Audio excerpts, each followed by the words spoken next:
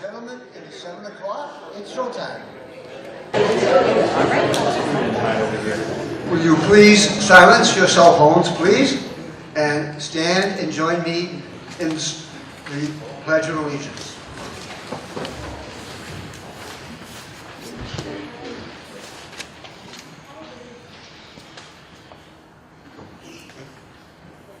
I pledge allegiance to the flag of the United States of America and to the republic for which it stands, one nation, under God, indivisible, with liberty and justice for all. Thank you.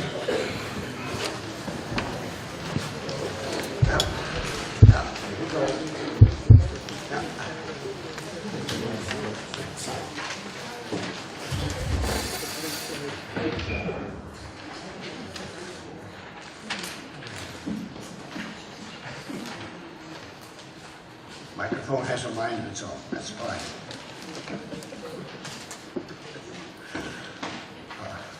To begin with, I need to introduce myself. My name is Warren Turner. I've been around town a long time. Used to be moderator once upon a time. Enjoyed it very much. And I am not a moderator tonight because moderators are something special. Moderators have to be elected by the group. And as just an interesting history, if the moderator expires or quits his job halfway between seasons, you have to elect a new moderator at town meeting. The selectmen cannot fill a spot or anything like that. It is considered the most democratic position in all of the positions the town holds. So I am not a moderator tonight. I am a facilitator. Now, it sounds like some kind of a high-paid pimp to me, but that's not the story.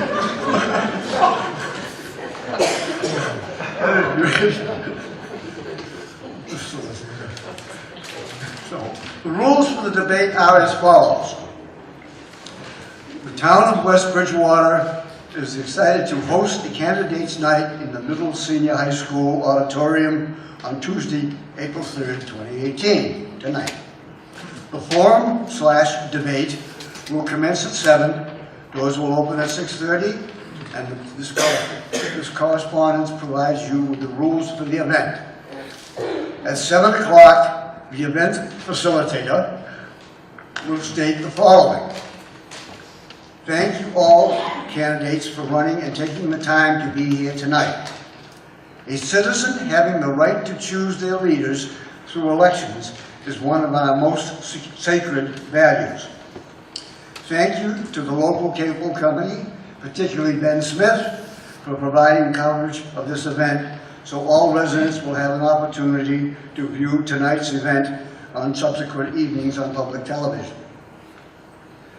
Thank you to the town administrator's office, particularly Dave Gagby and Tracy Eldridge, for coordinating the schedule of events and planning the night. And thank you for the school department, particularly Superintendent Oakley, for allowing us to use this facility tonight. This year's annual election ballot will include 3 non-binding, underlined, non-binding referendum questions related to retail recreational marijuana facilities. The facilitator will read the questions as well as provide background information and an explanation of what a yes or no vote will mean. Next, tonight's candidates for non-competitive races will be given approximately 2 minutes to present themselves to you, the voters, and explain why they are running. There will be no questions for these candidates as they are running unopposed. After these candidates speak, we will hold a 20 to 30 minute debate for each of the contested races, which are the Board of Assessor and Board of Selectmen. The facilitator will moderate the event. If anyone has any questions pertaining to the Assessor or Selectman, please write them down and hand them to the town administrator who's sitting right there, who will in turn provide them to the town clerk during questions to the candidate. No direct questions to the candidates will be allowed. Some questions have been submitted previously via email to the town clerk. These questions have not been shared with anyone, even me. So, page 2. Questioning the candidates will not be allowed. If you have a question, write it down, get it to Dave before we start talking about that particular race. In other words, also the questions from the selectmen have to be in Dave's hands before the selectmen begin to speak their piece. Okay? Fully understood. Okay. Candidates themselves will get 3 minutes for an opening statement and 3 minutes for a closing statement. Each candidate will get 2 minutes to respond to questions. When there is 1 minute left, the town administrator will hold up a green card informing the candidate. When the time has elapsed, the town administrator will hold up a red card. And that's it. I ask the candidate at that point to close it up. Stop talking at that time. So, let's get started. Now we move. Yep. So we begin by calling up all 7. Or 9, right? All of the non-contested races that are here. Would you please come up here and take that seat at the table?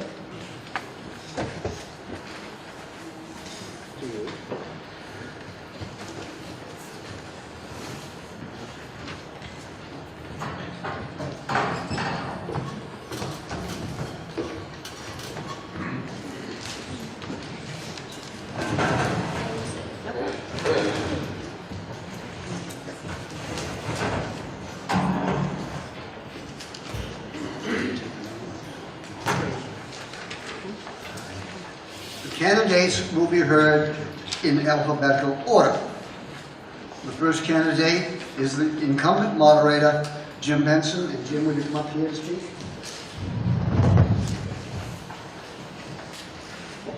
Thank you, Mr. Turner, and good evening, voters of the town of West Bridgewater.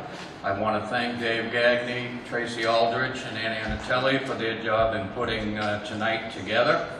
And I'm here before you as the incumbent moderator. I have been your moderator for 9 years. It's been an honor and a privilege to be in that position. And I look forward to being your moderator for the next 3 years, as long as Warren's right and I don't expire or quit. I hope neither one happens, Warren, but it is important to see all of you here tonight. It's important to encourage all of you, as well as your fellow citizens, to come out and vote next Saturday, as well as to be sure to attend the annual town meeting on June 4th in this space. And I thank you for your vote and looking forward to being your moderator for the next 3 years. Thank you. Thank you, Jim.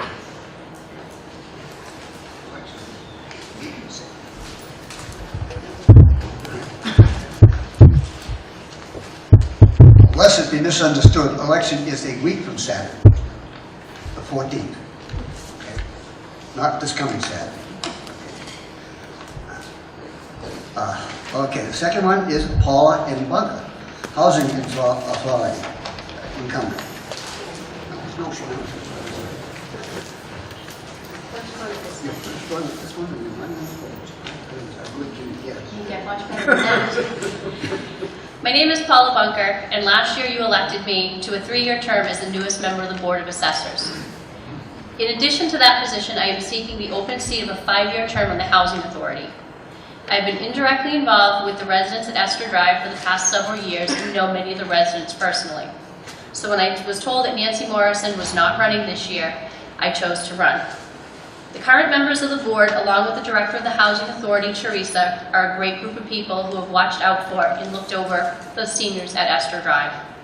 I consider it a privilege to be able to serve on a board with them.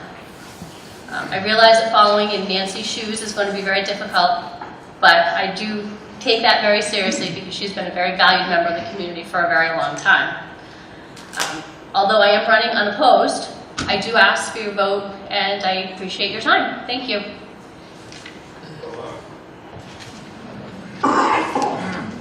Thank you, Paula. Yes, Arthur Cabral, Water Commissioner. Oh, yes. Good evening. My name is Art Cabral. I'm running for Water Commissioner. I'm living in West Bridgewater for 32 years. I'm a professional civil engineer. I've got over 20 years worth of experience with municipal water. I'm running unopposed, so there's really no reason for me to take up any more of your time. I hope you come out and vote next Saturday. Thank you, Ed. Okay. School Committee. Donna Hulme, incumbent. My name is Donna, and as mentioned, I'm running unopposed for my second term on the school committee. My husband Tim and I have lived here in West Bridgewater for the past 17 years. We have 2 children, an 8th grader here at the Middle Senior High School and a 5th grader at the Howard School. Is that better? Yeah. Yes. I grew up in Dartmouth, Mass. and attended public school there until heading off to Stonehill College, where I graduated in 1993 with a degree in healthcare administration and a minor in education. For the past 24 years, I've worked for a local medical software company. In addition to working and raising my children, I am also involved with the West Bridgewater Parent-Teacher Organization, and I'm currently finishing my 5th year as the PTO's Vice President. It's been a privilege to serve on West Bridgewater School Committee the past 3 years. I will continue to work diligently to preserve the excellence of our schools and ensure that we offer robust academic opportunities for all students while developing each child's character to prepare them for a successful future. I will promote fiscal responsibility with sound decision-making in support of high-quality, cost-effective educational opportunities. I will remain informed on the issues facing our schools and hope that my perspective and determination will enable us to make our great schools even better. Thank you.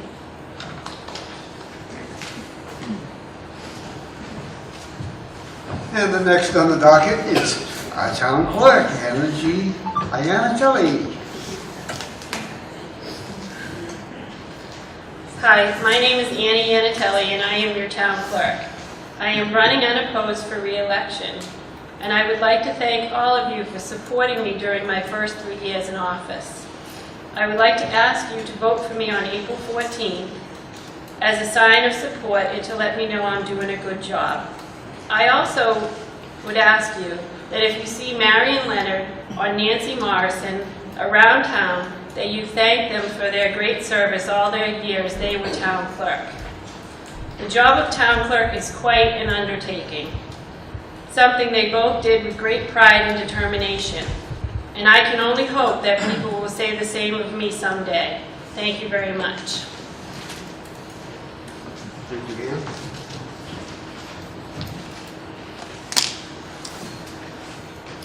And then we have Chris Iannitelli.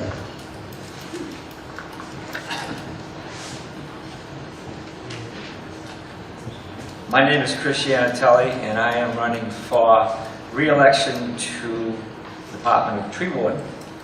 Tree wardens are mandated by state law in every city and town in the Commonwealth, and our job is based on Chapter 87 of the Mass General Laws, which describes our duties and responsibilities.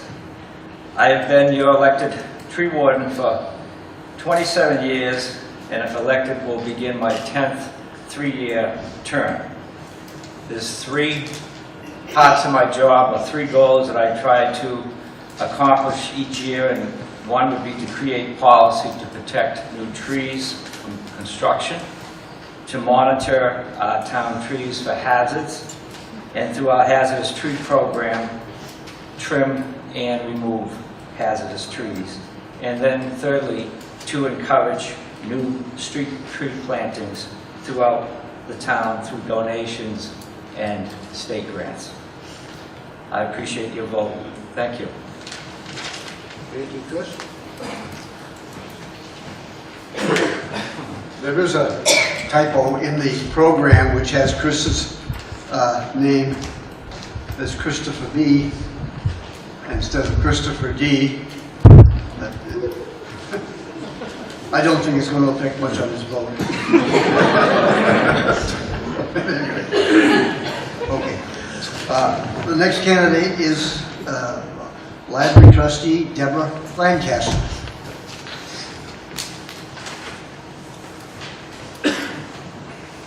Good evening. I have served as an elected library trustee and vice chairperson of the board for almost 5 years.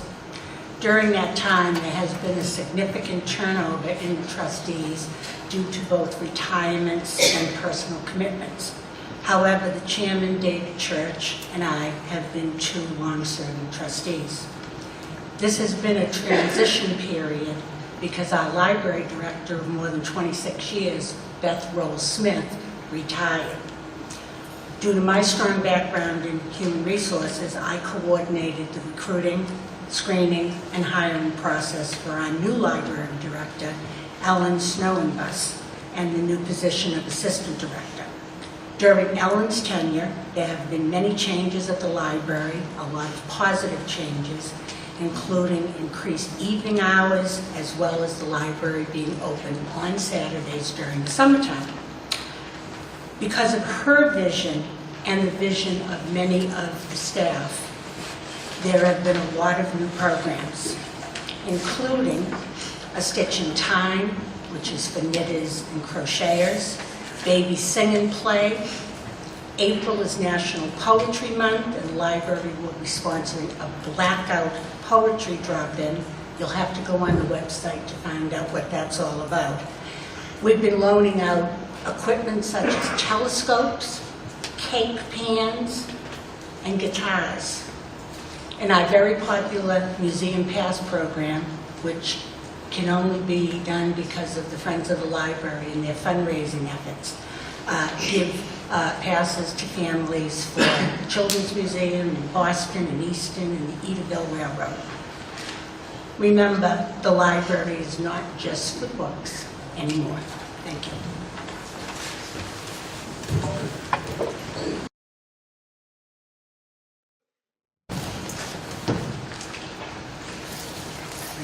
And last but not least, we have Denise A. Dennis. All right, Dennis Packard. Yeah. Dennis Packard. I was right the first time. Okay. Housing Authority. Sorry about that. Yes, it's Dennis. Anyways, I've been living at the Housing Authority for 9 years now. Before that, I had had a medical problem which took me out of business for a while. I was 25 years in the computer business. I ran the IT department for Macintosh side of computers at Beth Israel Hospital for 3 years. I worked for Digital, IBM, Compaq, and Hewlett Packard. I used to tell people, yeah, Hewlett Packard, that's my dad, but it didn't fly anywhere. But anyway, so I heard from, it came to my attention that they needed a member who actually lived there on the board, and there weren't a lot of hands, so I raised mine, and here I am. Thank you very much.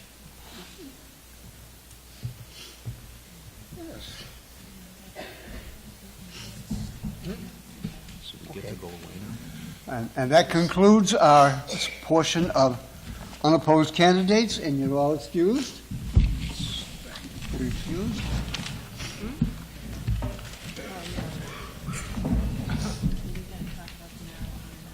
We got to do marijuana. It's grass time.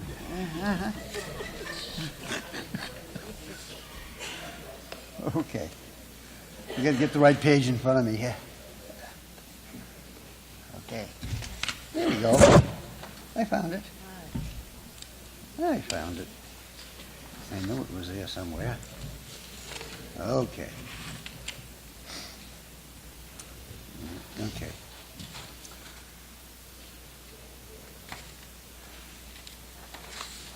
Now, what we're going to have here is a coverage, including, there's going to be some PowerPoint presentation, right? Yep, okay.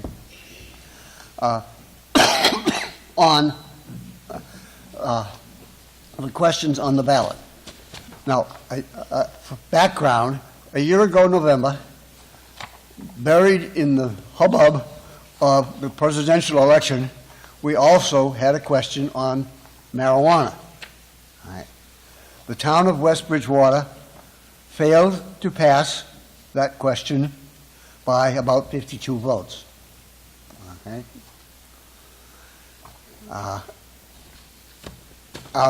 It's out of 4,000 something votes, okay, by the way, which is great, but that doesn't even count the people who voted just for president or whatever and didn't vote on the question. We actually ended up, by the way, with a total vote in West Bridgewater of over 5,000 people, which is very excellent. But anyway, buried in that question on the board was whether or not the town authorized the limit of adult use of recreational marijuana and the licensing of recreational retail marijuana establishments. The town of West Bridgewater voted against this ballot. Currently, the town has a moratorium on recreational marijuana establishments. By the way, I want to point out that if you had passed that thing on that November, we wouldn't be having this meeting because you only get to vote for it once. Okay, you get to vote against it a number of times. You don't get to vote for it more than once. So then it would just be the problem of the selectmen trying to figure out who gets what and where you're going to do what and all this kind of thing. And as a spectator to the whole thing, I'm glad it's not me. But anyway, so the questions that follow are advisory in nature and results are not binding. However, we will be voting on the very same questions, or pretty much the same questions, come town meeting. And town meeting will be your last shot at it, one way or the other. If you vote for it at town meeting, or if you vote against it at town meeting, and then it's up to the selectmen to pick up the pieces and sort things out and decide where they're going to do what. All right? But this is not your final vote on this subject. This is merely information so you understand the questions, because you're going to see them again, or pretty much the same thing. Whatever the selectmen decide, or however the selectmen decide to word the questions, it will be there at town meeting. All right? So the more information you can glean tonight, the better off you're going to be, and you can carry on intelligent conversations with your neighbors and be informed instead of reading everything on Facebook. So, question 1. Should the town of, I should also point out, none of this includes medical marijuana. Medical marijuana is a done deal. We have it. Live with it. Figure it out how to handle it. But that is not part of your vote in May, not part of your vote in June, and it's a done deal. So none of the discussion tonight will have anything to do with medical marijuana. Okay? Yeah, watch the time. Okay. Question 1. Should the town of West Bridgewater allow retail facilities of recreational marijuana to operate in town? This question is not binding. A yes vote means yes on question 1. means you support the town of West Bridgewater allowing retail facilities of recreational marijuana to operate in West Bridgewater. A no vote on question 1 means you do not support the town of West Bridgewater allowing retail facilities of recreational marijuana to operate within West Bridgewater. Now, the allocation of where those spots are and so on and so forth is entirely up to the selectmen, by the way. Yep. Question 2.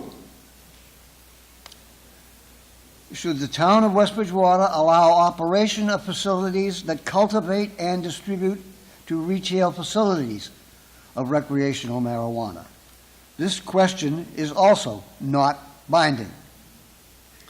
For question 2, a yes vote means a vote yes on question 2 means you support the town of West Bridgewater allowing the operation of facilities that cultivate and or distribute to retail facilities of recreational marijuana from a place of business located within Bridgewater, or West Bridgewater, excuse me. Bridgewater has such a place down on Elm Street, as a matter of fact. A no vote on question 2 means you do not support the town of West Bridgewater allowing facilities that cultivate and or distribute recreational marijuana from a place of business located within West Bridgewater. Question 3. If West Bridgewater allows retail facilities of recreational marijuana, should these facilities be zoned only in limited industrial zones similar to how medical marijuana and adult entertainment facilities are currently zoned? This question is also non-binding. Excuse me. A yes vote on this question means that you support zoning retail facilities of recreational marijuana only in limited industrial zones, similar to how medical marijuana facilities are currently zoned. A no vote means you do not support zoning retail facilities of recreational marijuana only in industrial limited zones and wish to allow, now this is important, and wish to allow retail facilities of recreational marijuana to operate in any commercial zone or industrial zone, similar to how liquor stores are currently zoned. All right.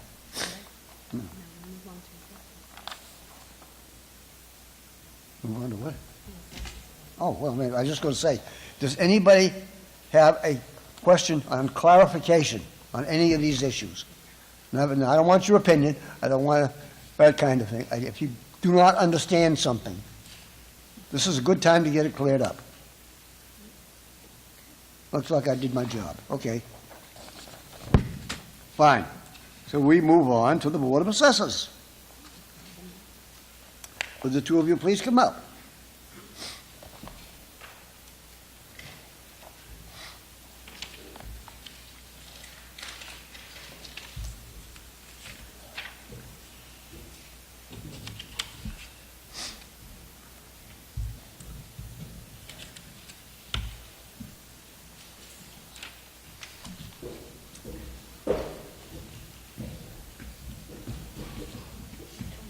Where you want.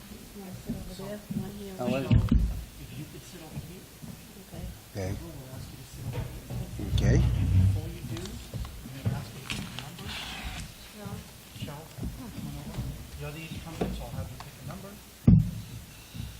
You get that one, let me know which number it is. One.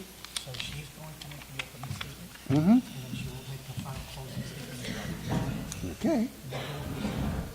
Cool. You were standing up or sitting down? Oh.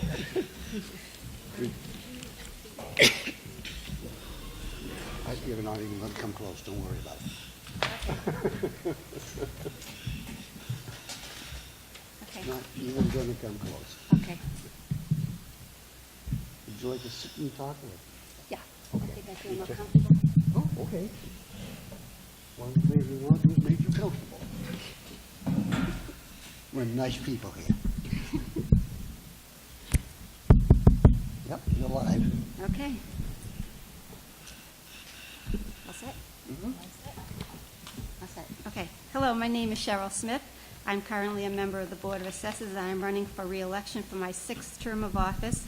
It has been a privilege to have served you as an assessor for the last 15 years. The mission of the Assessor's Office is to deliver excellent service to our taxpayers, keep our door open to the public, provide adequate tax revenue to the community, provide taxpayers with assessments that are correct and fair, and minimize the tax burden while fostering economic prosperity. My candidacy is, and my service has always been based upon professionalism, fairness, and trust. My experience over 15 years has allowed me to fulfill my duties and responsibilities by providing you, the taxpayer, with transparency and fair property assessments. The Board of Assessors has performed its duties with dedication and integrity. This year we received less than 45 requests for abatements, which speaks volumes, given that we are responsible for overseeing more than 3,500 real estate and personal property accounts. This by far represents the fewest amount of abatements requests ever received during my 15 years of service. This represents approximately a 50% reduction in the number of applications for abatement that we receive annually. The assessors do not create value. Instead, the assessors' data reflects the results of real estate sales and investment activity in the marketplace when establishing valuations for the town. More importantly, the assessors do not raise or lower taxes. Only the voters at town meeting determine the amount of taxes to be raised when they vote on the annual budget. Excuse me. Then the Board of Selectmen decide how the tax burden will be borne by residential and commercial property owners when they conduct their annual tax classification hearing. I assure you the Board of Assessors is committed to represent you in a respectful, professional manner and always strive to do the right thing on behalf of the citizens and taxpayers of the town of West Bridgewater. Okay. Public service is and always has been important to me. I believe we should use our time and knowledge to help our community help benefit those around us. For example, the board has assisted more than 100 taxpayers this year through the various statutory exemptions, including helping elderly persons, veterans, widows, widowers, disabled individuals, and taxpayers experiencing financial distress. If you think you may qualify for one of these property exemptions, please contact the assessor's office. We will be happy to assist you. I constantly strive to make myself accessible to you, the taxpayer, and our office staff is often commended for its courteous and helpful service. It would be an honor and privilege to continue to serve the residents and taxpayers of West Bridgewater as one of your representatives on the Board of Assessors, and I would appreciate your vote once again. Thank you.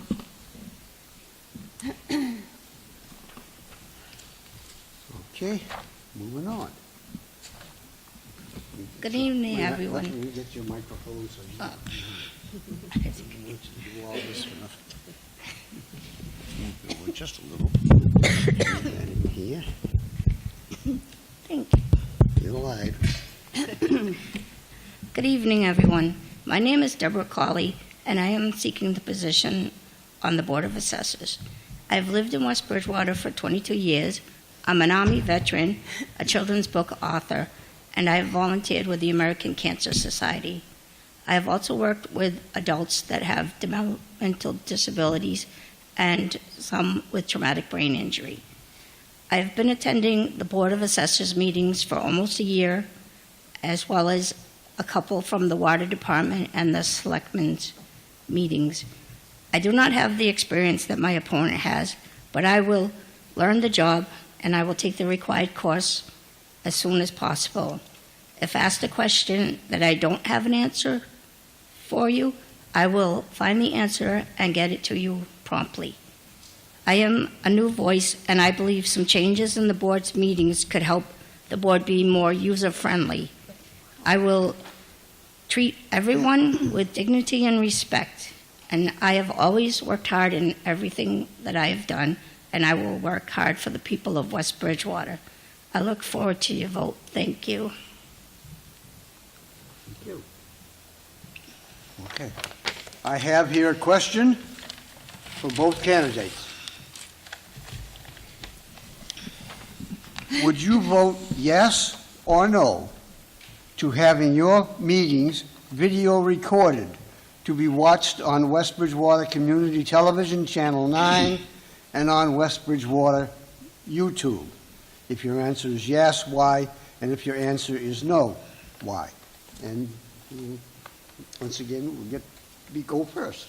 Yes, I would vote yes to have that, have our meetings videotaped. We also have a resident that comes in and videotapes our meetings for the last 8-9 months, and we've had no issue. So yes, that's fine. Okay. I would vote yes, because I have been attending some of the meetings, and some of the parts of the meeting I don't like what I see, and I think that the residents of West Bridgewater that cannot come to the meetings would be able to see how some of the residents are treated at the meetings. And that concludes it. That's, okay, all set? All set. Well, thank you. I don't have any other questions. Thank you.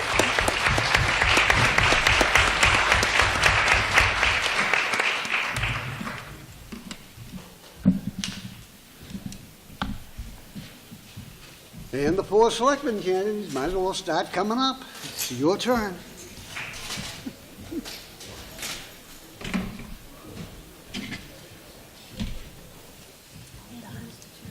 Oh, thank you.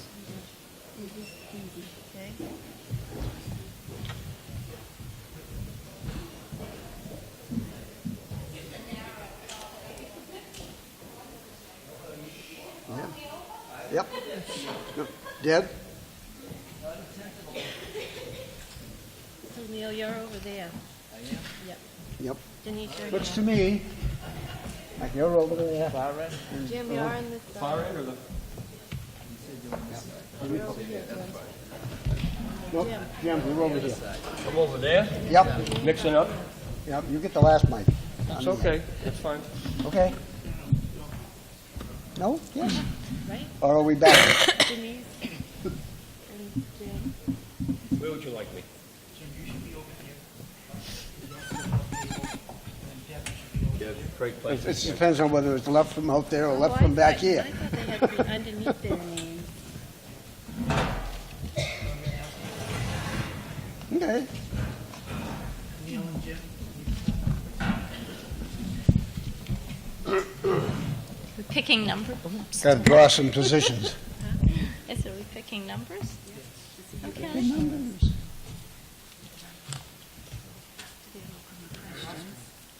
That's it. For their opening statements, these are some questions. Oh, okay. Yep. In the order that you want them done. Mm-hmm. Here. Number 4. I think. There 2 there or 1? 2. Go ahead, just take it. I'll go whatever order. 2. So Neil is going to go first for his opening statement. Mm-hmm. He will go first for his closing statement. Mm-hmm. Jim will go second. Denise will go third. Debbie, yes. So these will go right down. Okay. Right in order. Nice of you to sit us that way, yeah? How did you know? Yeah, how did you know they were doing that? Okay. And for his opening statement, we have Neil Conley.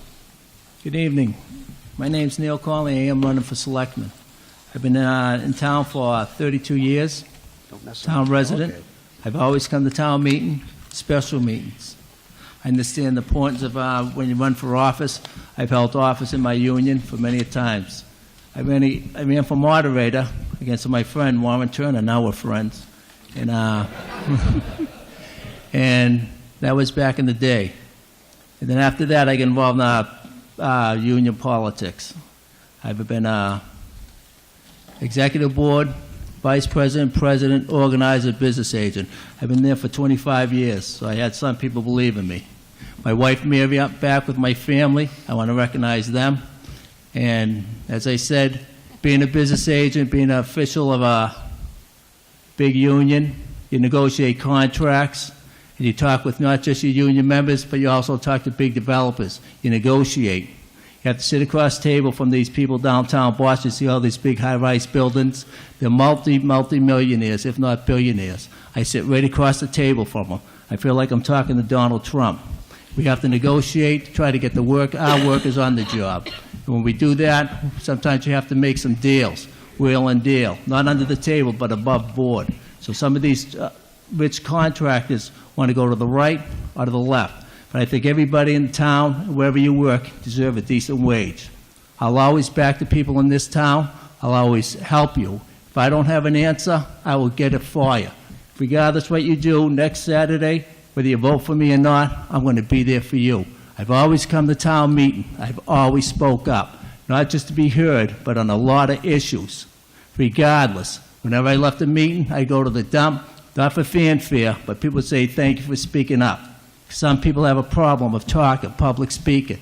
I do sometimes too, but it is what it is. I'm a taxpayer. I've always paid my taxes just like you. And if you elect me, I promise you, I'll do everything I can to keep our taxes down. I will work with all offices in this town. I'm not coming into town, they're going to tear it upside down and tear it apart. We work together. That's the only way you accomplish things, working together. You don't have to agree with everything, because you're definitely not. But that's the best part of it, because you work together, you listen, and that's a key component. Listen. If you don't have an answer, but you always have to listen and talk. And when you say you're going to do something, do it, because if you don't, believe me, you're going to pay the price. I'm not going to be here forever, but I really want your vote. I promise you I'll do the best I possibly can. With the other two selectmen, I carry one vote. There's two other votes. But if I don't work with the other two guys, we're going to always have friction. I know the marijuana bill we just talked about, and we're going to get into that, hopefully in the debate. But we have to have informational meetings. We talk about our school, the safety of it, having a compliance officer in there. My time is up. Thank you. And next, we have Jim Holden. Good evening. My name is Jim Holden. I've lived here in West Bridgewater for 37 years. I've been married to my wife, Mary Ellen, for 37 years also. I have two children, Brendan and Julianne, both of whom came here to West Bridgewater before this beautiful school was built and graduated here. My son, Brendan, is married and lives here in town. I'm the owner of JMH Construction / Property Management and have been in business since 1988. I have 13 years of experience on the school committee, and I have been involved with the negotiations between the school, or rather the school committee, and the teachers 4 times. And we have 3 different times we have successfully come to a happy medium. I have 12 years in the Cub Scouts and Boy Scouts here in town. I was Scoutmaster for 7 years and had several Eagle Scouts while I was in charge. I have 10 years in the West Bridgewater Lions. I have 6 years that I have served on the town's Building Needs Committee. I have 6 years that I was the chairman for the Comprehensive Water Resource Management Project. That's a lot of words, believe me. And those of you that don't know what that is, that was years ago when we tied in all of the schools, the police, the fire, the library, and the senior center into one very large septic system located over by the backside of the senior center, where the field also is over on the other side of the Howard School.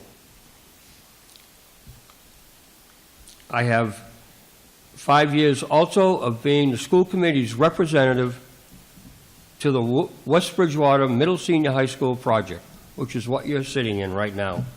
and it's a beautiful school. We worked hard to get where we are now. I would greatly appreciate your vote. I promise you that I will, under no uncertain terms, bring all of the same ambition to the Selectman's office that I have had here in the school committee. Thank you. And there we go. Get rid of here. Denise. When you get your name, huh? You can call me Dennis. I can call you Dennis? Good, Denise. And Denise, isn't that, yes, Denise Reyes. Thank you. First, I'd like to thank the residents for attending tonight, the town hall staff for organizing this event, and all the departments for their efforts to make West the best. The decision to run for selectman wasn't a whimsical thought that came to me one night. I had to assess what qualities I had to offer you and whether or not they were the qualities you wanted. Throughout my life, I've always focused on adverse situations not by looking at the problem, but rather looking for solutions. What I am caring and I'm persistent. I'm inquisitive. I ask a lot of questions, and I don't ask those questions just so I can hear myself speak. I ask those questions so that I can understand and then explain to you what I've learned. I rely on fact-based answers, not rumors and not speculations. What I come to you prepared with is a bachelor's degree in accounting from Stonehill College. I have 36 years of employment with one company. I work for a Cushionet company, which is better known as the parent company for brands such as Titleist, FootJoy, Scotty Cameron. I began at a Cushionet company as the tag department clerk and worked my way up to senior credit manager. I've been there for 36 years, with 30 of those years focused in credit management.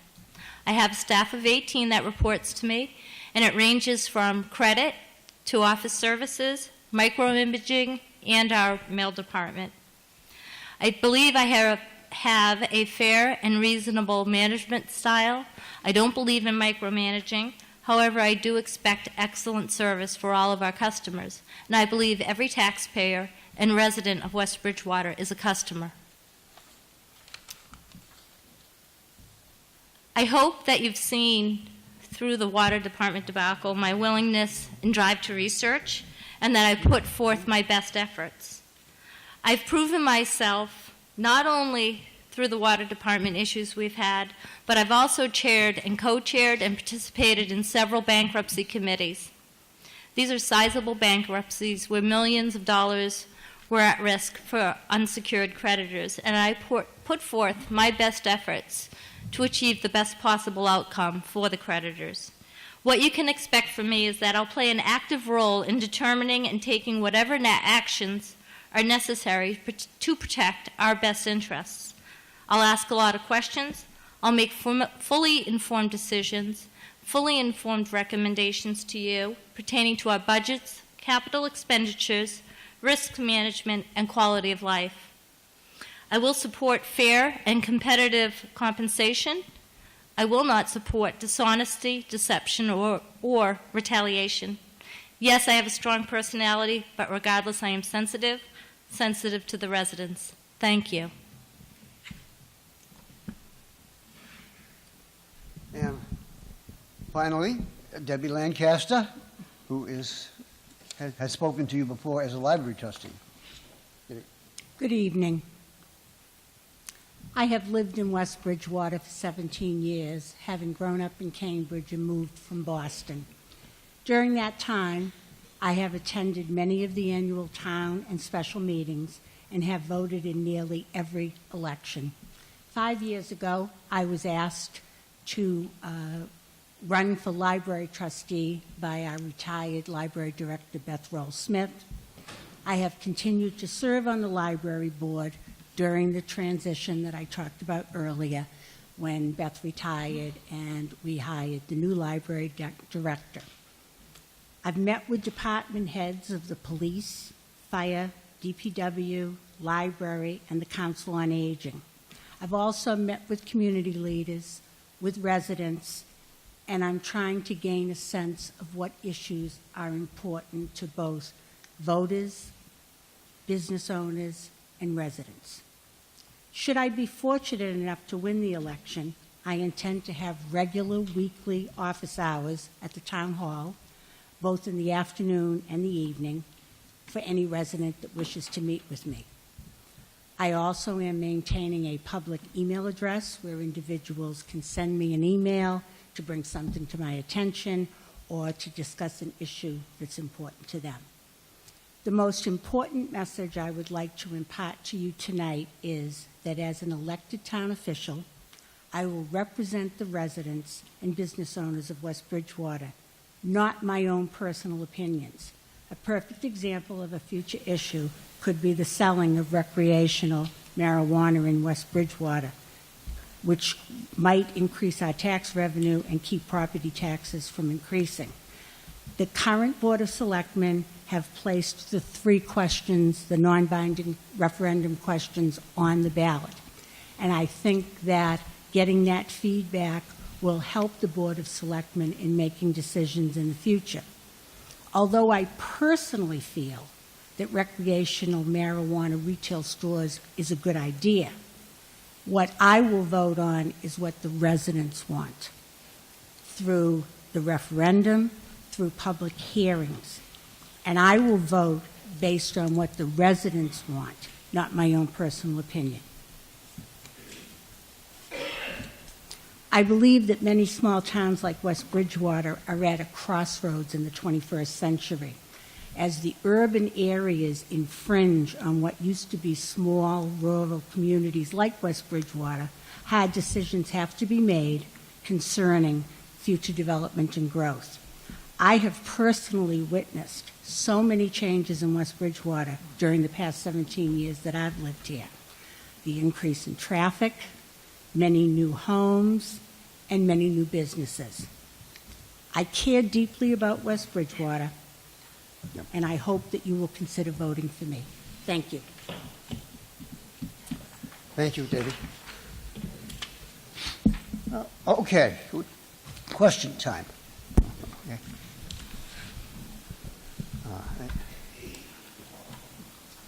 Is this the one to start with? No. Okay. All right. Question addressed to each of you to answer, and in order, down the line. Okay? What does your 90-day plan for West Bridgewater look like?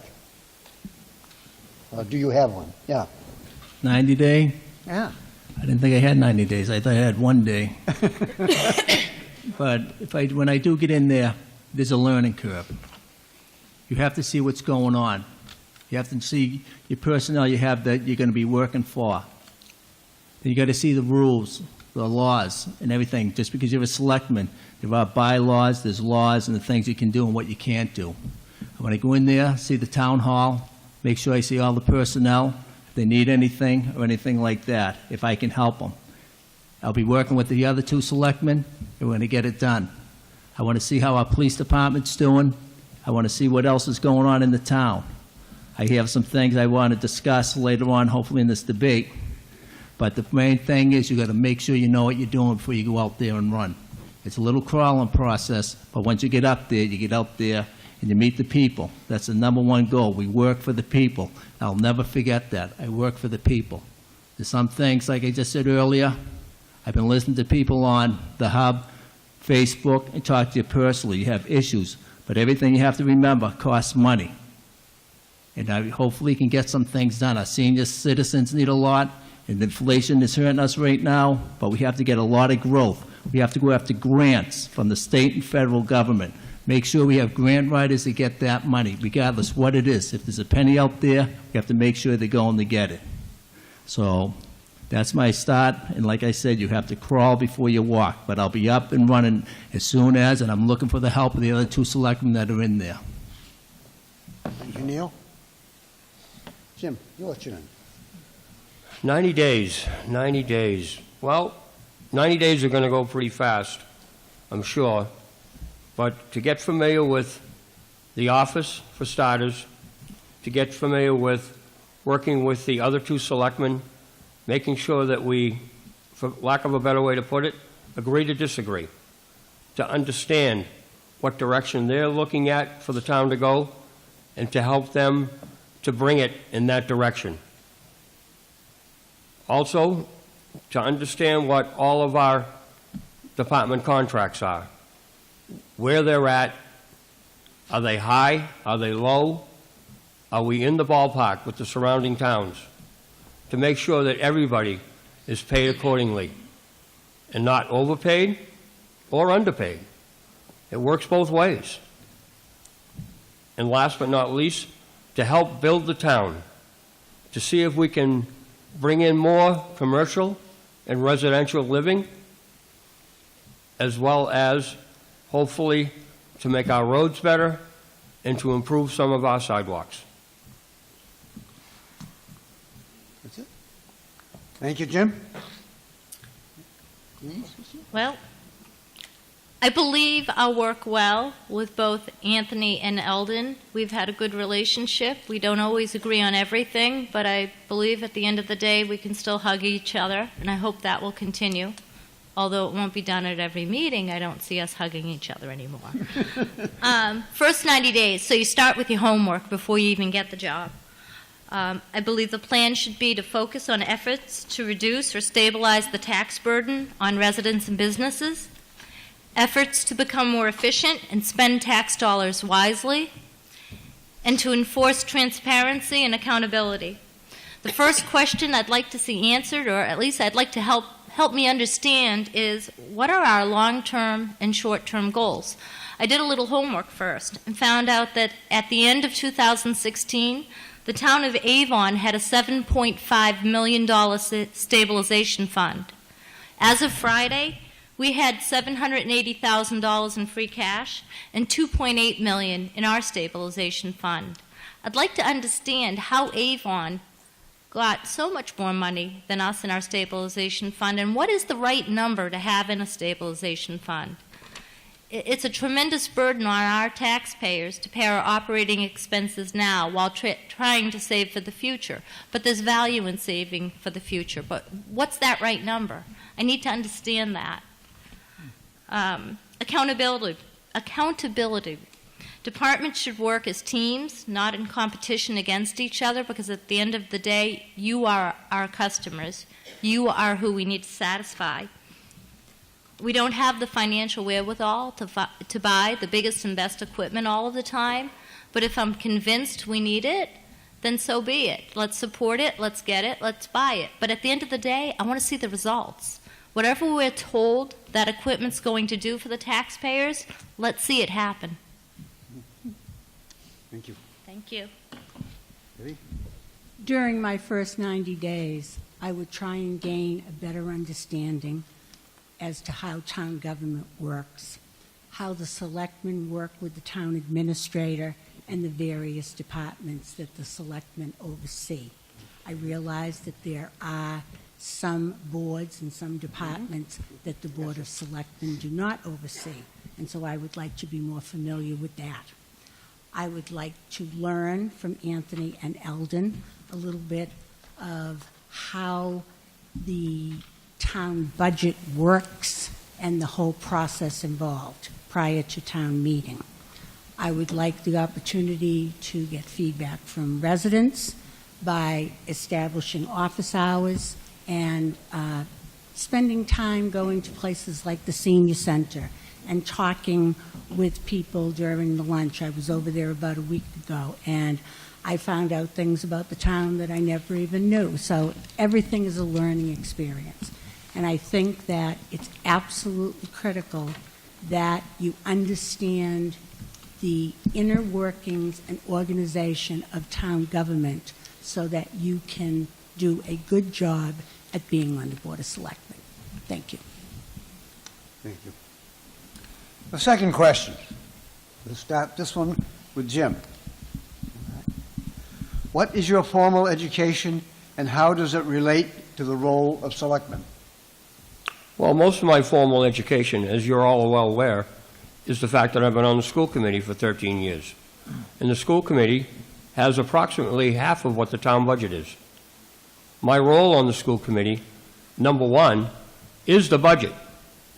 We're there for that main reason, to make sure that money is not wasted, and to make sure that you, the taxpayers, are getting the best that we can give for every dollar you pay. The school has a great record. We have a 98% graduating rate and a 90 to 92% of our students go on to college. That's great. As a matter of fact, that's tremendous. Our dropout rate is like 0.02%. We should be very proud of what we have here. And as a school committee member, I am very happy about that.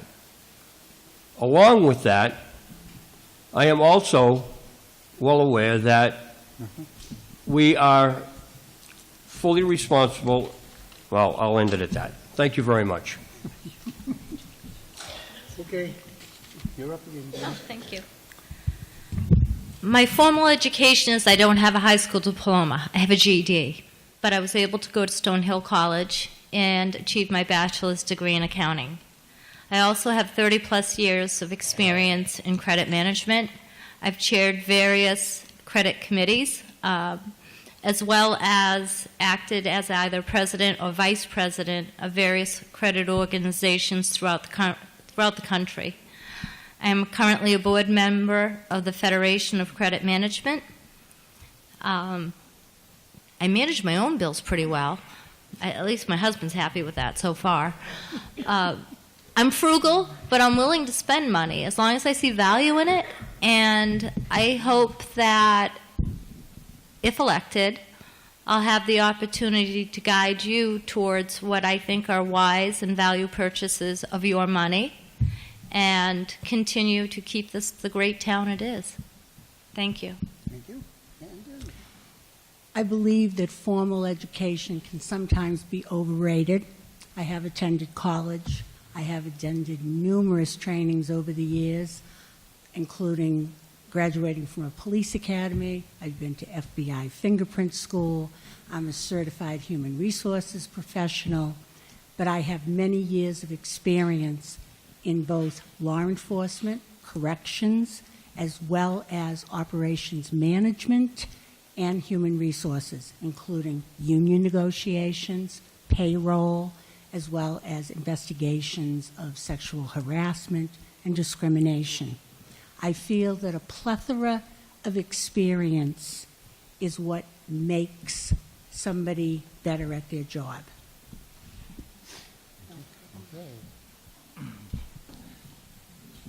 I went to Avon High School, did a 12-year school, then I went in a 3-year apprenticeship, and I become a tradesman. I sat on multi-million-dollar pension boards. I was a trustee on it. I negotiated, like I said earlier, with multi-millionaires on their projects, going out to many community meetings at night. My night was like 4 or 5 nights a week. I'm a 7-day week, 24-hour guy. When you're a business agent officer, the union I was. One of the big things I can tell you, down in Foxborough, when I was up there with negotiating, trying to get the casino to go in Foxborough. And when we're up there, a public meeting, go in there, you can talk. And Wynn wanted to put his project up there.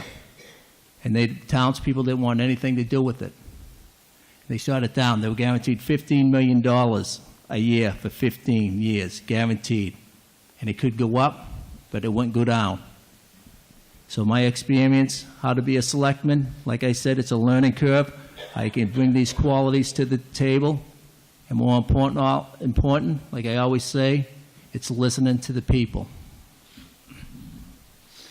Thank you, Neil.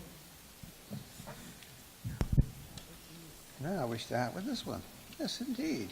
Okay. Once again, for all candidates, and we start with Denise.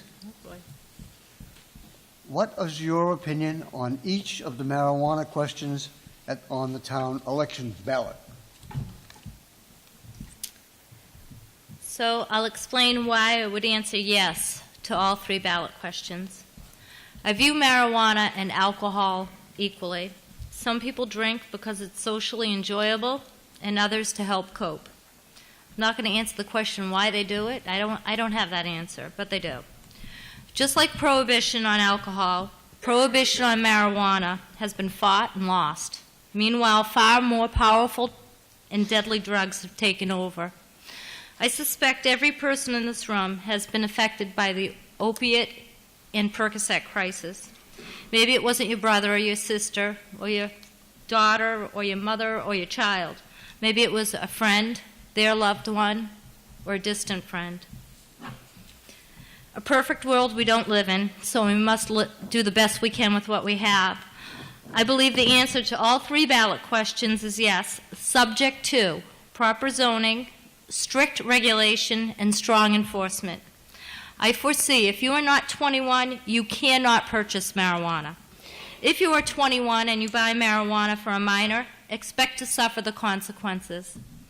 If you sell marijuana and sell it to a minor, or choose not to follow our bylaws, then count on suffering the consequences. Meanwhile, local tax revenue from the sale of marijuana should not go into the general fund. I think we should not become so reliant upon it that we become too dependent on that revenue. At this point, I believe the funds from the tax revenue should be divided so that 1/3 goes to the general fund, 1/3 goes to law enforcement, safety in schools, and the remaining 1/3 into a 3 to 5 year sequestered or restricted account so that in 3 to 5 years we can reevaluate what our priorities are with this tax revenue. Thank you. I would also answer yes to all 3 questions, but as I explained earlier, that's my personal opinion.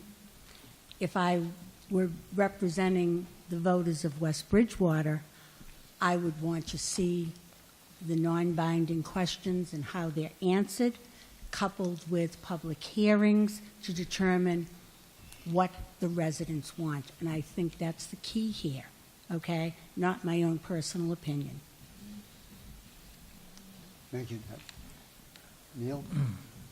I know they passed it at the election box a couple of years for the marijuana. And before we even look at it, I want to see everything that we're doing with it first, the laws, see where the selectmen are on it right now. Would I welcome it? Medical marijuana is already out there. And I've talked to a lot of people that it does help people. And the resource that you have to get, other states that already have it, they're reaping the awards. If we don't do it, what about the other towns around us? They're just going to go somewhere else. And there's going to be strict guidelines. The police are going to have their barriers up, and the selectmen are going to make decisions. But you're going to go when you vote for the election April 14th, the referendum questions. So we have to have a couple informational meetings so everybody's on board and understands. It's not the worst thing in the world. The opioid crisis is a lot worse.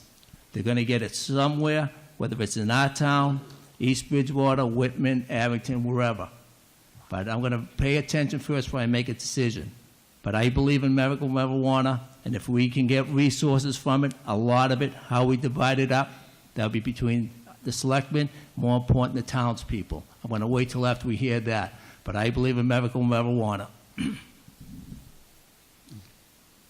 Unfortunately, I am against marijuana being sold in the town of West Bridgewater. I would vote no.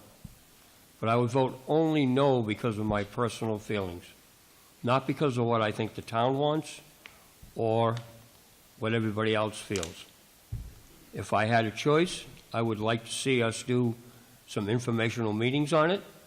I would like to see us talk about it in great length, see what people feel, and then, along with the other selectmen, if I am one of them, make a conscious, good decision on what is going to be best for the town, whether we sell it or not.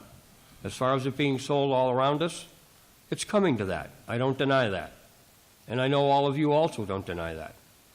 But at this time, I would just like us to do a little more homework and make sure we know exactly where we're going to sell it and how it's going to be controlled. Thank you. Okay. Second question. Okay. All right. No. Second question. Many of our children have to walk to school without the benefit of sidewalks to keep them safe. As a select man or woman, which steps would you take to get sidewalks, bike paths, walking trails in our town where they are needed and there are none? And the first question is Debbie's. Yep, you're up. It's my understanding that there are state monies available, and I would certainly do whatever it took to get as much of that as we could. I realize that it's a very expensive proposition, and this is a rural community, and when the community was planned, it was not planned the way that Cambridge and Boston was planned with sidewalks for walking. And to put in sidewalks everywhere is not realistic because it would be cost prohibitive. Just to do an area in the downtown area around Town Hall and the schools would probably cost $1 million. And the town of West Bridgewater certainly doesn't have the funds to do that.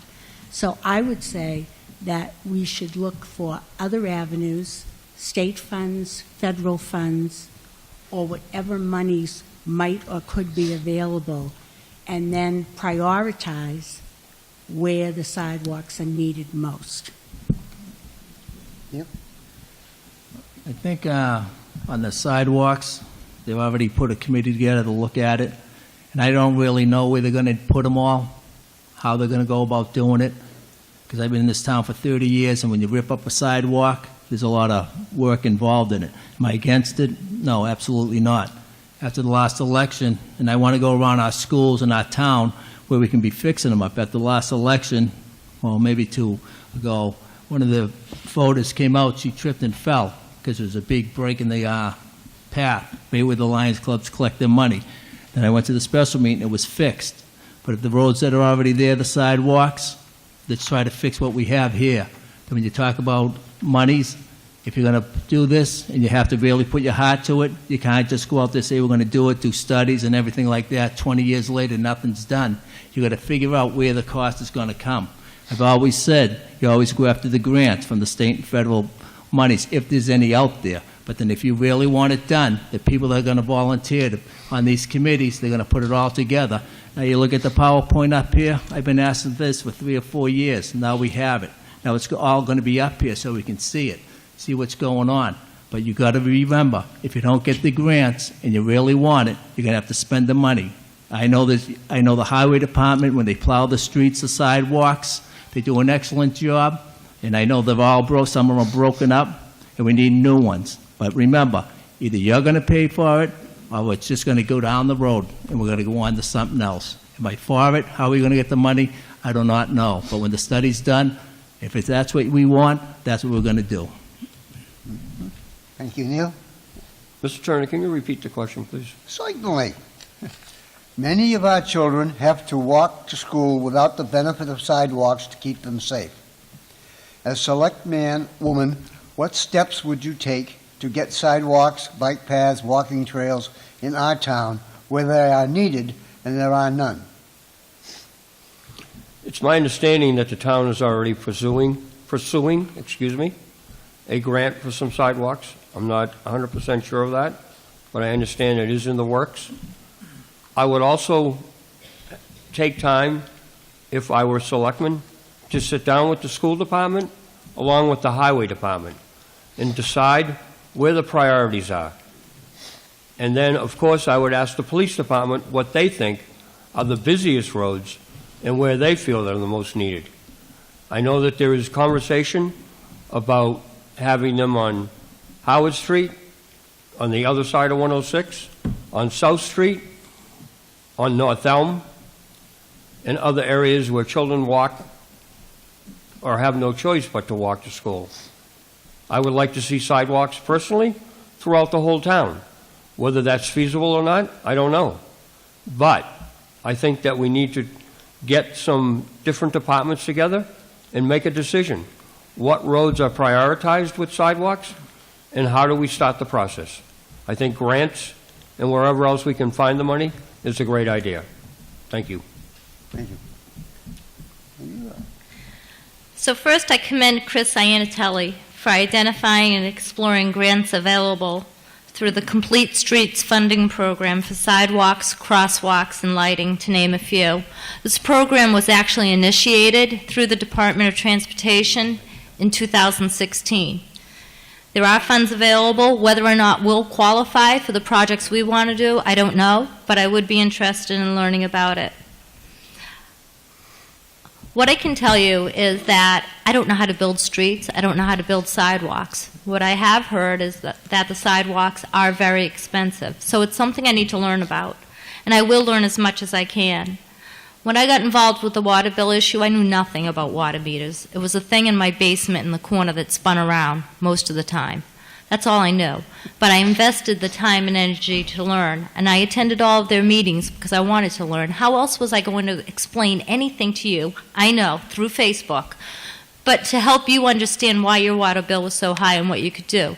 That's the same effort I would put into understanding what we can possibly do to repair the sidewalks that are broken and cracked, as well as to install sidewalks where they're non-existent.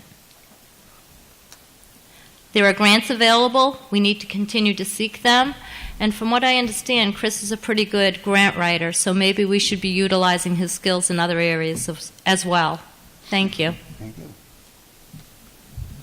I guess that's on to question 4. Question Yep. 5. Okay, for all 4 of you again. What are your thoughts and ideas for improving the conditions on Esther Drive? And what are your thoughts on providing more units because older residents are being forced out of town because of their taxes and lack of available units? And we're back to starting with Neil. That's a tough question because they're seniors. They're not working no longer.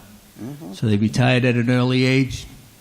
And then, be honest with you, some probably can't even get a job because of their age.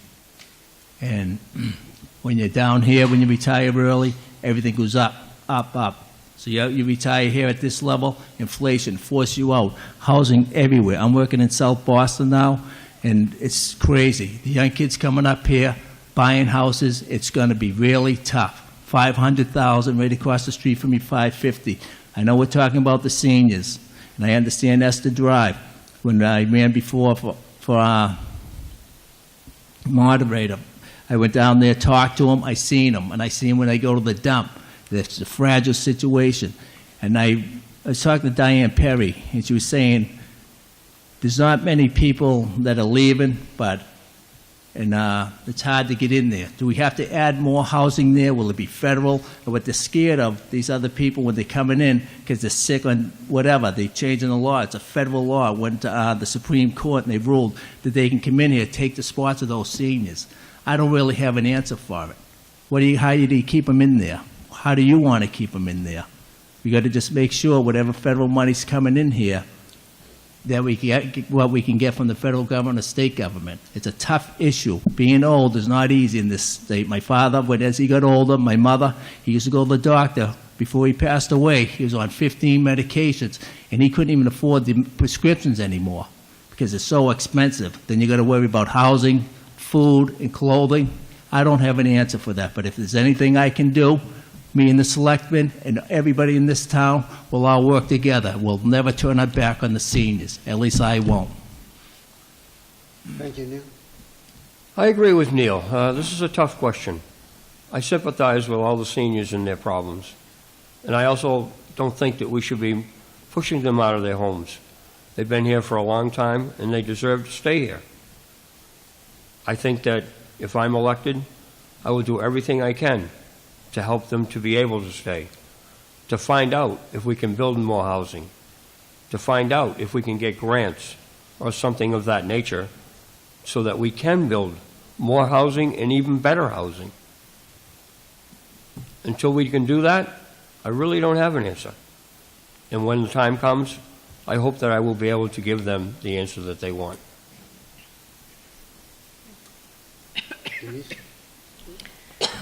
So this is a difficult question that I didn't come prepared for. I think our seniors are one of our most valuable assets in town. They have the wisdom and knowledge. They've experienced life in West Bridgewater. They deserve our respect, and they deserve our funding. They shouldn't be living choosing over whether to buy their prescription medication or to take less so they can stretch out that prescription, but some are. As a selectman, I would want to hear from our seniors. I would want to do whatever we possibly can to support their needs.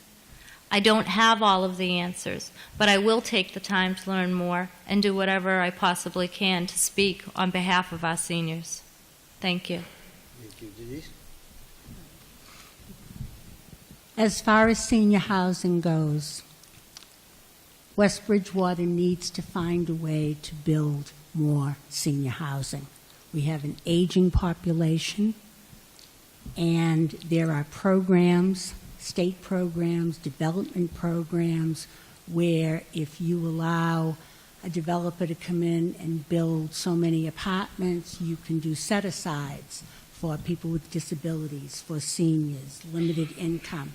And that's probably the direction we should be looking in, because certainly there is very limited federal funding to build new senior housing, and that usually falls to the states or to the local government.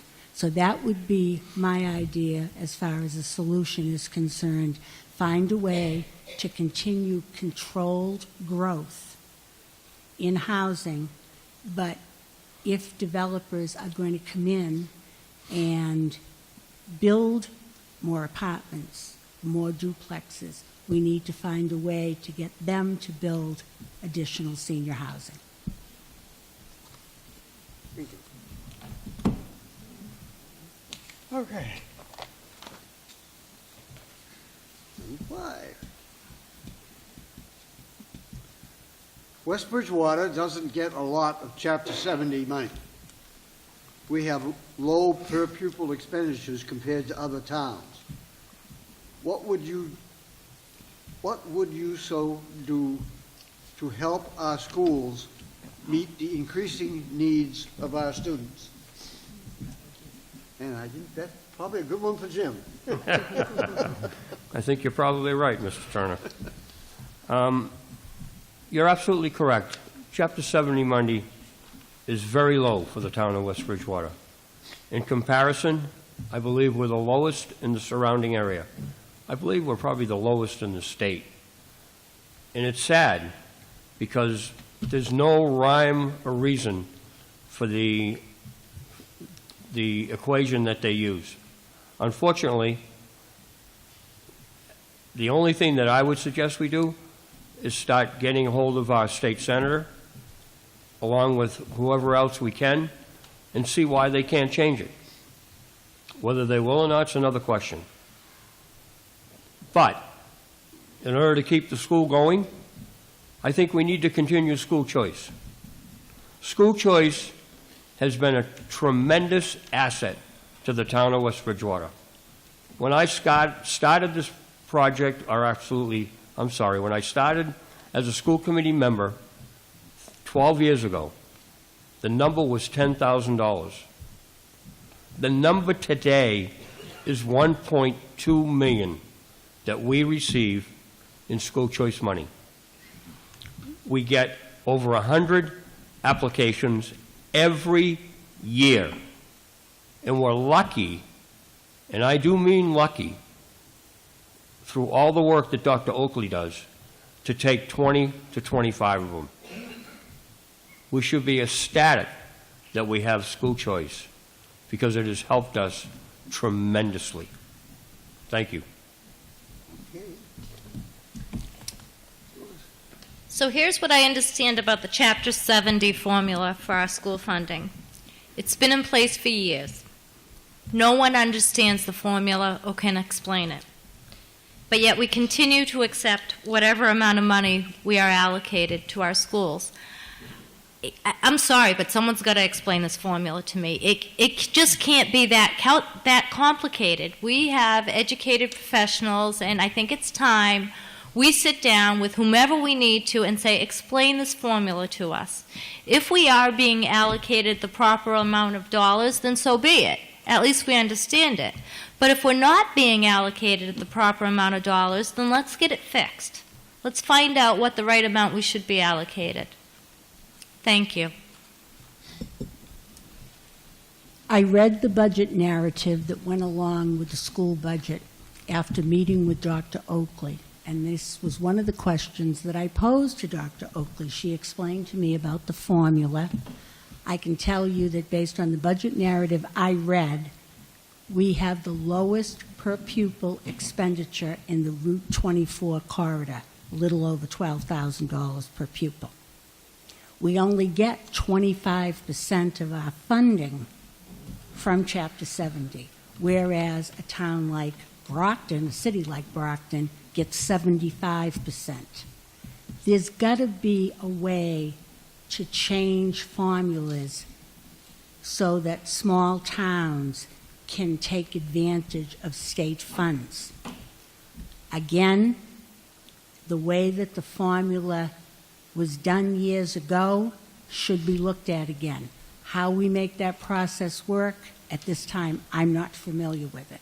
But I will say this, if there's a way to assist Dr. Oakley and the school department and the school committee in finding a way to get our state representative to help us to get more funds, I certainly would be all for it. Chapter 70. First of all, I want to thank the school committee. When they put their budget together, then it goes over to the finance committee, then we vote on it. When I was in this town, when I first come here, I think our town budget was $8 or $9 million, and the school could have been less than the police department. Now it's skyrocketed because all state, federal laws that you have to go by. And when I hear the state rep, state senator, they work for you, just like we work for you. We should be out there making sure they're coming here, bring them in before the selectmen's meeting, the school committee, see what's out there, not saying they're not doing their job, but see if there's any money. Why are we on the bottom of the poll? I have no idea. Did anybody do their job? They are doing the job, but do you have the answer?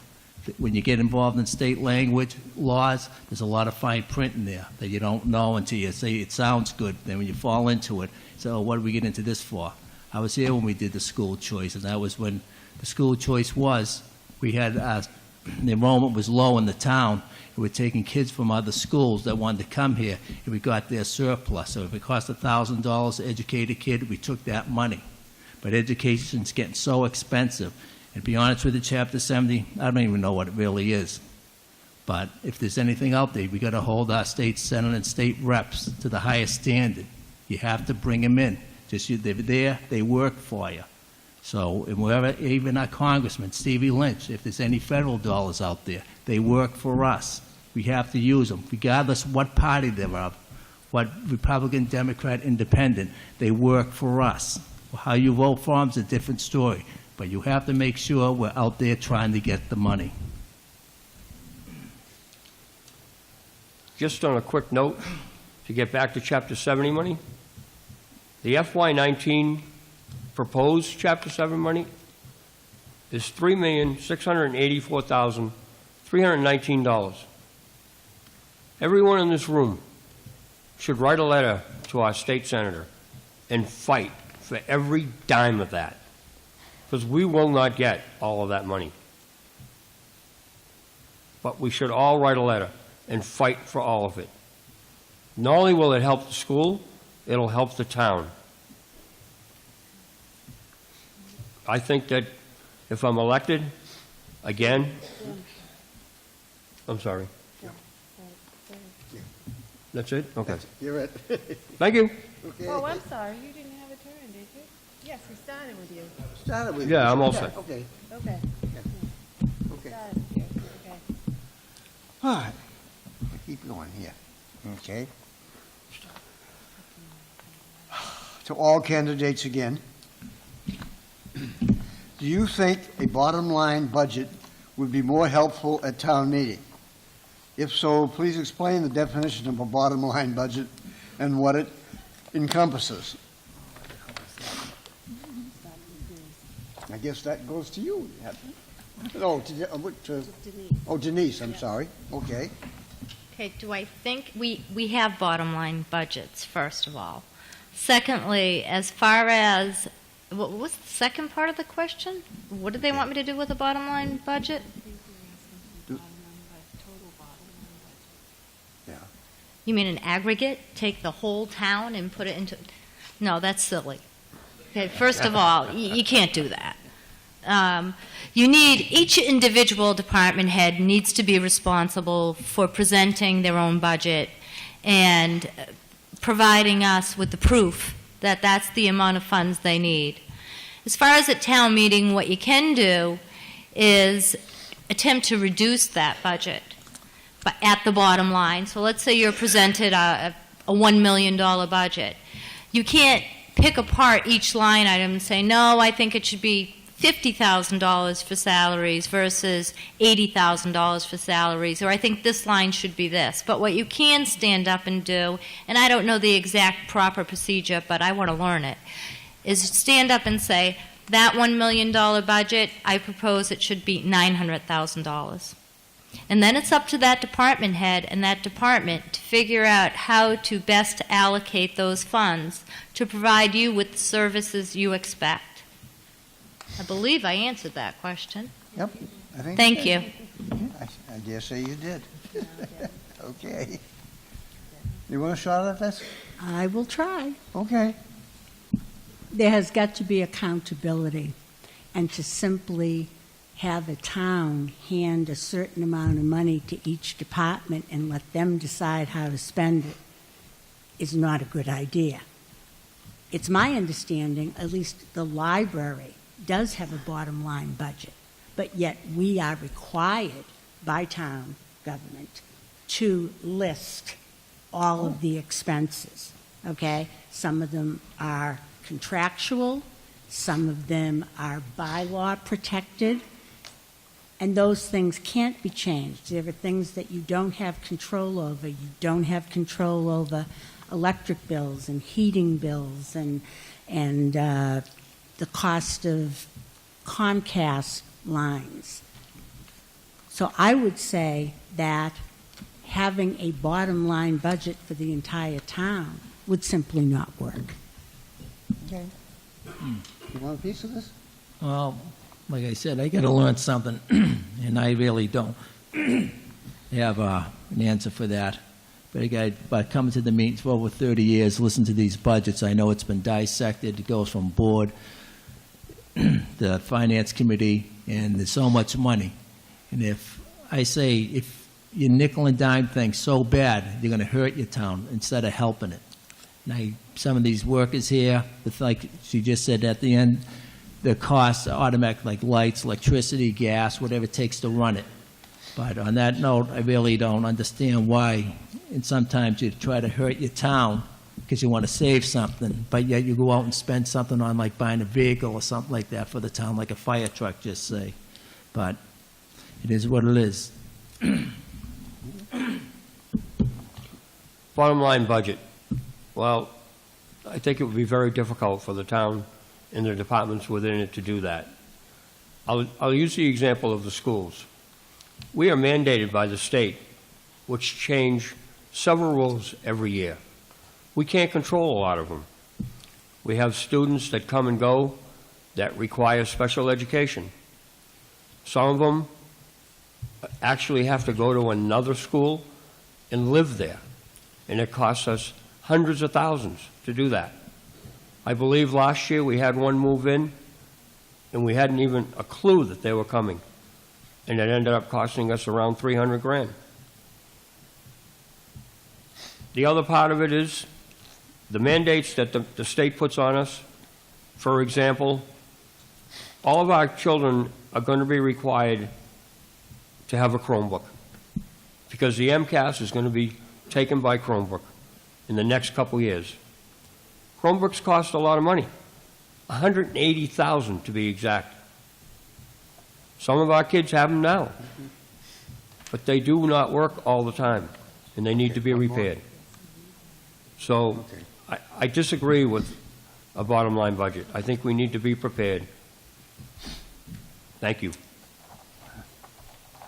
If I can editorialize a lot on this.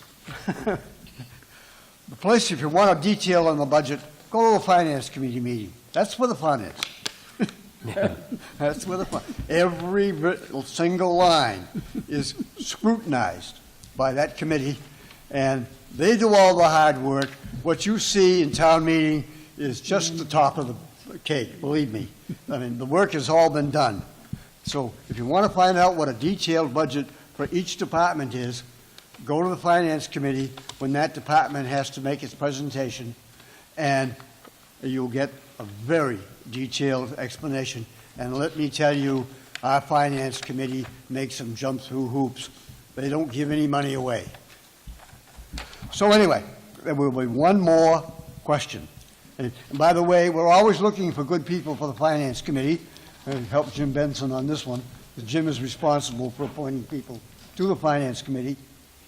We're always looking for good people who have a little bit of a financial background for the Finance Committee.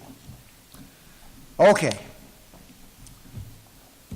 We have time for one more question, and then we will have closing remarks. And our one more question is, okay, let's pick one of these that really has some meat to it. We got 6 questions left here, actually, and I'd like to pick something that all 4 candidates can contribute to. Okay, here we go. To all candidates, if elected, what would be your first steps to move on in the big picture for West Bridgewater improvements? Please prioritize. Steps you would be taking, and how would you address if the 2 other selectmen do not agree with your ideas? Let's start with, yeah. Can you repeat that again? Okay, Warren, I'm sorry. please? I did a I'm really, not very clear on well, I did a terrible job of reading it, so you were even. Okay. Good. Go back to the first page. If elected, what would be your first steps in the big picture of West Bridgewater for improvements? Please prioritize steps you would be taking, and how would you address the problem if the 2 other selectmen do not agree with your ideas?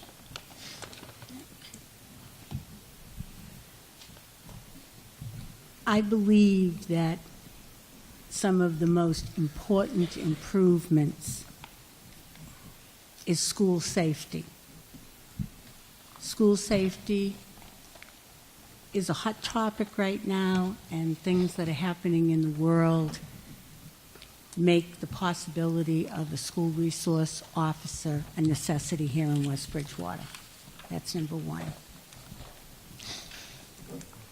I'd like to find a way to get residents more involved in town government. And I'm not sure how to make that happen, but that's something that I'd like to work with the selectmen to accomplish. And I'm not sure what the answer is, but one of the, using the media through cable TV to bring this sort of meeting into people's homes that don't want to come out for one reason or another. I think that there are many priorities, but we can only work on one at a time. And until I get a better sense of what the community wants and needs, it's a very difficult question to answer. Thank you. That's what I'm going to say. Fine. Neil? Yeah, the resource officer of the schools is always a safety issue. We know what's going on there, unfortunately. We got cowards out there that premeditate. I guess we had one today in California, putting the officer in the school. When I went to the school committee, I just went there to see how it worked, and they brought it up there. They've been working on it for 3 years, and then when they opened up to the public, I said, why don't you put it on the town as an article? And they're going to put it on an article this time at the annual meeting for $70,000 to start. But the thing is, I think we should have a meeting before that. But also, I want to talk about businesses. We have to bring businesses into the town. We have to have them, when they come in here, have good paying jobs. We look over there at Shaw's. I drove by there today. They have a sign, renting, whatever. I just use that as a mixed development. To say you go to some other town like Norwood, Westwood, they did that big development there. It was bring business in here, housing, retail stores. You need a big anchor store to go there. But getting to the end where if I don't get along with the selectmen, it's not my way, the highway. We'll discuss it. You have a honest discussion about it and try to convince them my point, and they're going to try to convince me their point. But when it's all done and over, we work for you. And the other things in the town, there's a lot of issues in towns.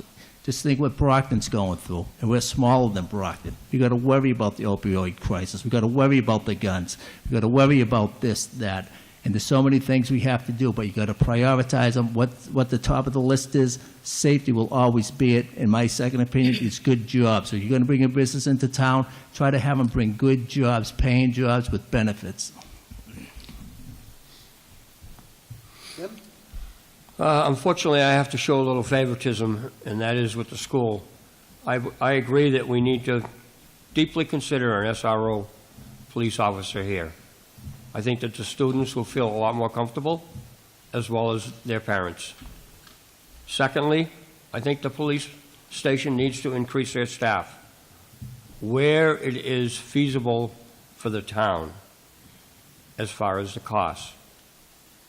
Because we all know that they are down 1 or 2 officers, and they need to start to bring it up to where it belongs. Again, with the fire station, they're also down personnel, and they need to bring their levels up. Again, we can go back to the amount of seniors that are here that require one thing or another, and so the ambulances are on the run all the time. We need to consider that. We need to consider that they need to be properly staffed. Lastly, I think we need to increase our commercial development, whether it be down there where the Shaw's is or over on Manley Street. Doesn't matter to me, but we need to increase it. We need to get more of it here so that we have more income. Thank you. I'm Denise. I've already answered, Warren. I'm remaining consistent with what I believe are the top 3 priorities that I explained when I did the interview for the candidates. The school safety remains the first priority. Records of school shootings go as far back as the 1700s.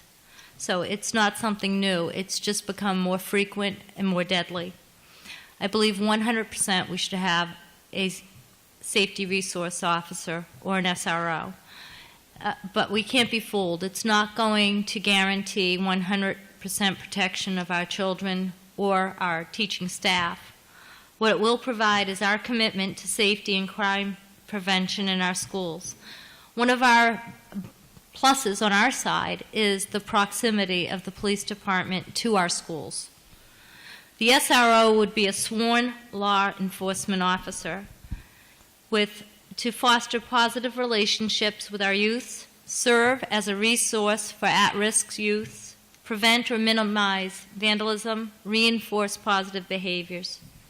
This individual would have to be prepared, able, and willing to protect our children as best they can if danger strikes. I don't believe the cost is $75,000 per year. I think it'll be more like $100,000 per year with benefits, and I think it's a position we need to prioritize. I'll skip the other 2 subjects, but I will talk about how I would communicate and work with Anthony and Eldon. If they disagreed with me, I would discuss the issues with them. I would communicate with them I would agree with them. I would disagree with them. I would talk to them on the phone, as long as I don't violate any ethics rules. Might have to teach Eldon how to text, but we'll get there. Right, Eldon? It's all about communication. That's really what it comes down to. And if you do, it doesn't mean we agree on everything, but we can shake hands at the end of the day. Thank you. Thank you. All right, it's time for final statements. And, as before, Mr. Conley gets his 2 minutes. Thank you for being here, and I've been here 3 for... minutes? Okay, you get 3 minutes. 3 minutes? All right, I'll take 6. But, and I have been in the town for 30 years. I have been at town meetings. I have been at special town meetings. I have been involved. I talked on a lot of issues over the years, just like other town residents that come. The meetings start at 7, they get over at 11. I've been here when they had to go right up to 11 o'clock, and sometimes you had to go to another night to finish off the meeting. I'm reaching out again for your vote on April 14. I'll do a good job for you. I'll work the best I can. I don't have all the answers, but I'll reach out. I see all these departments that don't get paid, the volunteers. I want to thank you for the good job that you do, because it's hard to get people to volunteer without getting paid. I think this is a good town. It always has been. I said when I come here, our budget was $8 or $9 million. Now it's up there because everything's growing. I'll try to control taxes as much as I can, but get as much out of our money as possible. I know there's problems down at the town hall when people don't like what's coming out of there. Oh, that guy, that lady, she's doing this, that. I am not a backstabber. You talk to me, that's as far as it goes. You ask me for a question and you want an answer, I'll get you the answer. Even if I don't have it, I'm not going to be the hero.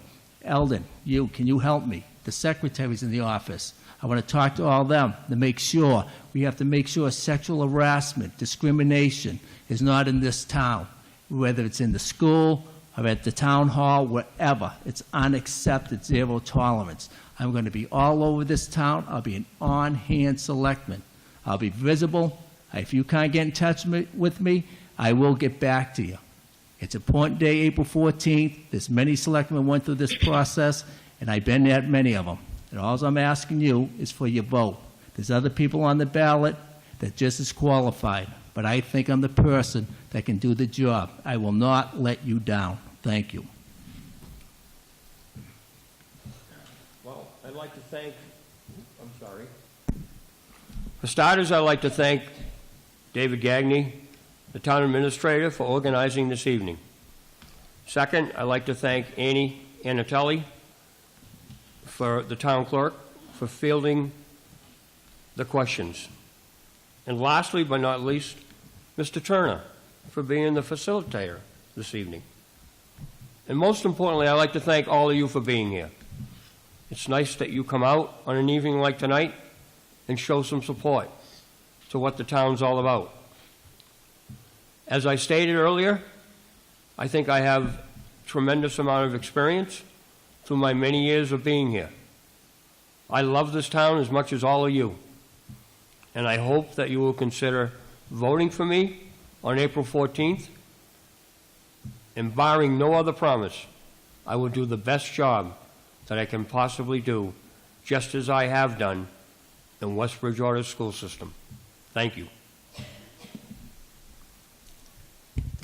So I have 2 minutes to tell you what I didn't... I have 3 minutes to tell you what I didn't tell you about me. Okay. So I've been a resident of West Bridgewater for 22 years. I've been married for, I think, 34 years. I think so. I'm pretty sure. I have 3 adult children, all married. I have 8 grandchildren. They range from, I think, 22 down to 2. 8 of them. Can't believe it. I've answered every question tonight based on discussions with residents, what I've learned through my research, and my own personal opinion. But my personal opinion doesn't necessarily matter when it comes to being a selectman. The recommendations I would make as a selectman will be based on the collective wishes of the customers, the residents and the taxpayers. And regardless of what I recommend, The final decision is down to your vote. You make the final decision. All I can tell you is what I've learned, what I think, what I know. And that's what's important for you to know, what I know. What'll I do if I'm not elected? I won't stop. I started this tier a few weeks ago about wasteful spending of taxpayers' money on the preservation and restoration of records. Records that we are required by law to maintain on paper, but yet we don't save the electronic record. Someday this law is going to change. Now, what someone said to me on Facebook was, "What do you think? You're going to change the law?" Well, why not try? Okay, did I try? Yes, I did. I sent an email to Senator Tumilty. I didn't get a response. I sent a second email. I then called. I had the fortunate circumstances to meet our senator a few weeks ago at the police department for their 100th year anniversary. Eldon was kind enough to introduce me. I think he was a little embarrassed because I introduced myself to the senator and I told him, I sent you 2 emails, but you didn't answer either one. He said, I get about 700 a day. I said, I only need the answer to 1. So he agreed to meet with me and my granddaughter. I think he looks more forward to meeting her than he does me. And now we're just trying to set up a date. During that meeting, my intention is to have a tour of the State House, but also sit down and talk to him. Because I do believe this is a wasteful spending of our tax dollars, and we need to start looking at better ways to do things. And why can't I, as a resident, pursue this? There's nothing stopping me. And the only reason I'm doing it seems like a cool idea and a way to save us some money. Thank you. I, too, would like to thank everybody that organized this forum, and I'd like to thank all of the people that came this evening in the rain. I will keep my closing remarks very brief. As a voter, you must try and make an informed decision as to which candidate you think is the best person for the job. I can bring many years of experience as a senior level manager who has a background in human resources, union negotiations, contract enforcement, operations management. I've done grievance hearings. I've investigated employee theft, sexual harassment, discrimination, and I've also been involved in very numerous levels of customer service. As a former city and state employee, I'm very familiar with how government works. Although I was not born here or raised here in West Bridgewater, I have lived here for 17 years, and I care deeply about our town. Since I am semi-retired and only work part-time, I have both the time and the energy to serve on the Board of Selectmen. Therefore, I hope that you will give me a vote on Election Day. Thank you for your time, and good night. And I guess that concludes the evening's entertainment.